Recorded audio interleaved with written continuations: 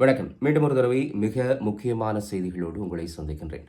உள்ளூராட்சி சபை தேர்தலுக்கான வேட்புமனுக்கள் தாக்கல் செய்யப்பட்டிருந்த நிலையில் முக்கியமான பலருடைய வேட்புமனுக்கள் நிராகரிக்கப்பட்டிருக்கின்றன. குறிப்பாக மான் சின்னத்தில் இந்த தேர்தலை எதிர்கொள்ள இருந்த மணிவண்ணன் தலைமையிலானவர்களுடைய குழுவினுடைய வேட்புமனுக்கள் நிராகரிக்கப்பட்டிருக்கிறது. அதேபோல சர்ச்சைகளோடு பல்வேறுபட்ட விடயங்களை சமூகத்திலே அதிர்வுகளை, அது எப்படியான அதிர்வுகள் என்பதை நீங்கள் முடிவு செய்து கொள்ளுங்கள், அதிர்வுகளை ஏற்படுத்திக் கொண்டிருக்கின்ற வைத்தியர் அர்ஜுனன் ராமநாதன் போன்றவர்களுடைய வேட்புமனுக்களும் நிராகரிக்கப்பட்டிருக்கின்றன. இந்த நிலையிலே அவர் பகிரங்கமாக சைக்கிள் சின்னத்திலே போட்டியிடுகிற தமிழ் தேசிய மக்கள் முன்னணிக்கு தன்னுடைய ஆதரவை வெளிப்படுத்தியிருந்தார்.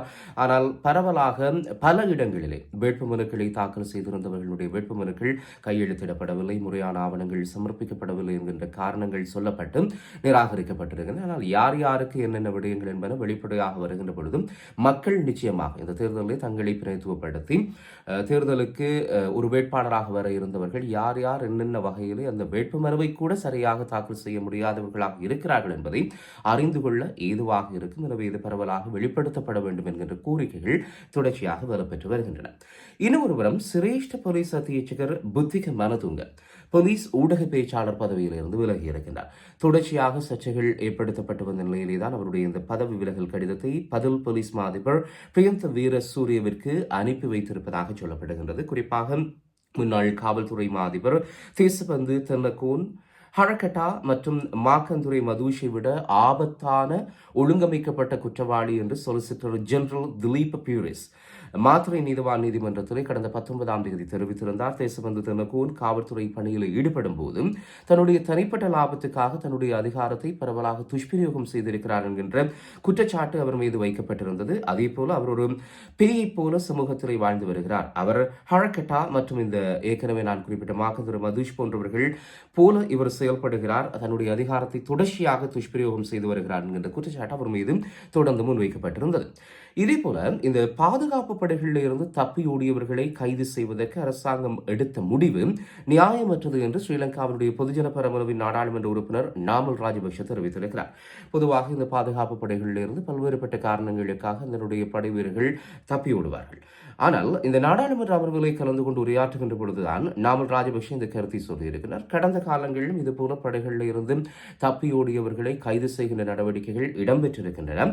ஆனால் இப்பொழுது இந்த பாதுகாப்பு படைகளிலிருந்து தப்பியோடிய அனைவரையும் பாதாள உலகத்தோடு தொடர்பு படுத்தி அவர்களை ஒட்டுமொத்தமாக கைது செய்து வருவது நியாயமற்றது என்று நாமல் ராஜபக்ஷ தன்னுடைய கருத்தை சொல்லியிருக்கிறார்.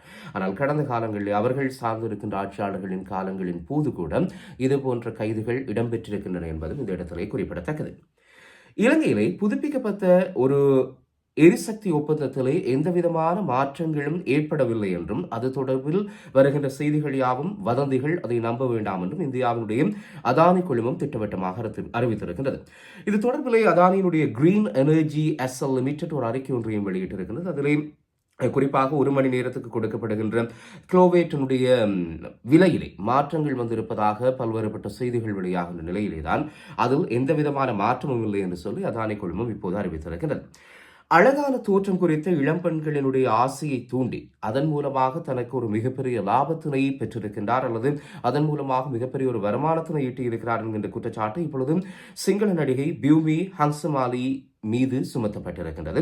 அது விசாரணைகளின் மீது தெரிய வந்திருப்பதாகவும் அறிய கிடைக்கின்றது. பிரபலியமான சிங்கள நடிகையான இவர் மிக குறுகிய காலத்தில் மிக பாரியளவான சொத்துக்களை சேர்த்ததாகவும் சொகுசு கார்கள், ஆடம்பர வீடுகள், அதே போல இன்னும் ஏராளமான சொத்துக்கள் அவருடைய பெயரில் இருப்பதாகவும் அரசியல்வாதிகள் சமூகத்தினுடைய மிக முக்கியமான புள்ளிகளோடும் அவர் நெருக்கமான தொடர்பினை கொண்டிருப்பதாகவும் இதன் போது குற்றச்சாட்டு அவர் மீது முன்வைக்கப்பட்டிருக்கின்றது என்பது குறிப்பிடத்தக்கது.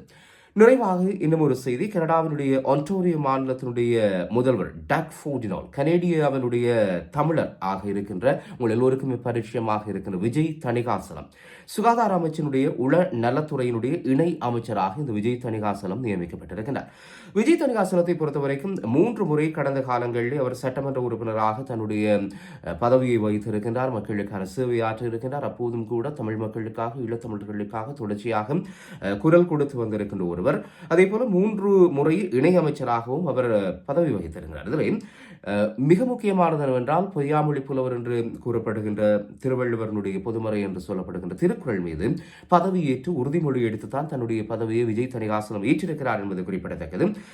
குறிப்பாக புலம்பெயர் தேசத்தில் இருக்கின்ற குறிப்பிடத்தக்க இளம் அரசியல்வாதிகளில் விஜய் தணிகாசலம் மிக குறிப்பிடத்தக்க ஒருவர். அவரோடு செவி காண்கின்ற வேளையிலே அவருடைய கடந்த கால செயல்பாடுகள் தொடர்பில் நானும் பல விடயங்களை உங்களோடு பகிர்ந்து கொள்ள முடிந்திருந்தது. கடந்த காலங்களில் ஒரு அரசியல்வாதியாக மாத்திரமில்லாமல் ஈழத்தமிழர்களுடைய ஒரு நம்பிக்கையான குரலாகவும் தொடர்ச்சியாக விஜய் தணிகாசலம் பயணித்துக் கொண்டிருக்கிறார் என்பது குறிப்பிடத்தக்கது. இது ஈழத்தமிழர்களாக குறிப்பாக இந்த முதன்முறையாக தெற்காசியாவிற்கு வெளியிலே திருக்குறள் மீது தன்னுடைய உறுதிமொழியை ஏற்று பதவியேற்றிருக்கின்ற ஒருவராகவும் விஜய் தணிகாசலம் விளங்குகிறார் என்பதும் குறிப்பிடத்தக்கது. மீண்டும் சந்திக்கிறேன். நன்றி.